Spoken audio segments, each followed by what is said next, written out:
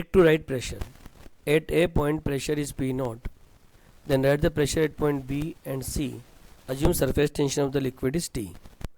देखो, अगर आप A और B को देखो तो B पे प्रेशर ज़्यादा है, A पे प्रेशर कम है, और B और A के बीच में ओनली A की फ्री सरफेस है. तो अगर मैं प्रेशर एट पॉइंट B लिखना चाहूँगा तो मैं क्या लिखूँगा, P naught plus 2T upon R. यहाँ पे रेडियस देखूँगा कितनी आ रही है, R. अब सिमिलरली B और C को देखो तो C पे प्रेशर ज़्यादा होगा क्योंकि इधर से बल्जिंग हो रही है, और A की फ्री सरफेस है. तो जो वैल्यू लिखूंगा मैं, pressure at point C will be return at the pressure at point B plus 2T upon R की जगह यहाँ पे रेडियस कितनी आ जाएगी, R1. So pressure at point C can be written as the P naught plus 2T upon R1 plus 2T upon R2. अब अगर suppose ये सोप बबल का सवाल होता तो आप क्या लिखते, R1 equal to R2. R1 equal to R2 लिखते तो PC की वैल्यू क्या आ जाती, it is given by P naught plus 40 upon R.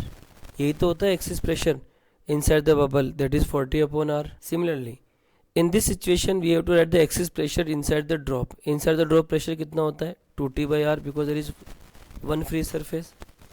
Excess pressure inside the cavity और air bubble. जब भी air bubble का सवाल आता तो मैंने आपको सिखा रखा है, only there is one free surface. One free surface means 2T by R. अब आपको excess pressure निकालना, इस जगह extra pressure कितना है, तो आप क्या लिखोगे, excess pressure is given by P inside minus P outside. It is clear to all of you. अगर ये H डेप्थ पे नहीं होता तो एक्सेस प्रेशर कितना होता, only 2T by R.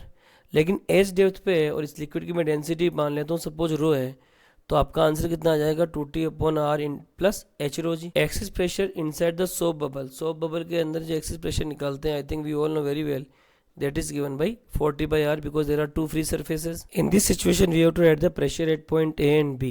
Assume height of the liquid is H.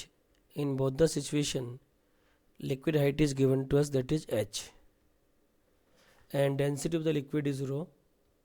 Surface tension of the liquid is T, and radius of curvature is given to us, that is capital R. It is the radius of curvature of the meniscus, and atmospheric pressure is P naught. यहाँ पे pressure है P naught. आपको A और B point पे pressure लिखना है. सबसे पहले आप इस पॉइंट का प्रेशर लिखोगे तो क्या लिखोगे, P नॉट, और यहाँ का प्रेशर भी क्या लिखोगे, P नॉट. अब यहाँ पे बल्जिंग इस तरफ से, इसका मतलब P नॉट की वैल्यू ज़्यादा है और इसके नीचे जो प्रेशर होगा वो कम होगा. वो कितना होगा, it will be written as the P naught minus 2T by R. लेकिन यहाँ पे अगर आप प्रेशर देखोगे तो इस जगह प्रेशर ज़्यादा होगा, उसको आप क्या लिखोगे, P naught plus 2T upon R. अब H डेप्थ नीचे आ जाओगे तो A पॉइंट पे प्रेशर लिखोगे, इस जगह pressure at point A, it will be written as the P naught minus 2T by R plus H rho g. Similarly B point पे pressure लिखोगे, pressure at point B is given by P naught plus 2T by R plus H rho g. I hope it is clear to all of you.